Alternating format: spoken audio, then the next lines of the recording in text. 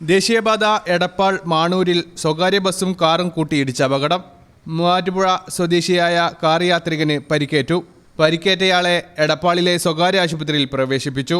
ബുധനാഴ്ച രാവിലെ 6:11 അപകടം നടന്നത്.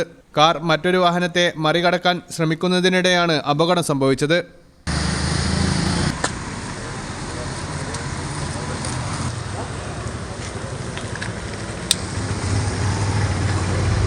അപകടത്തിന്റെ CCTV ദൃശ്യവും പുറത്തു വന്നിട്ടുണ്ട്.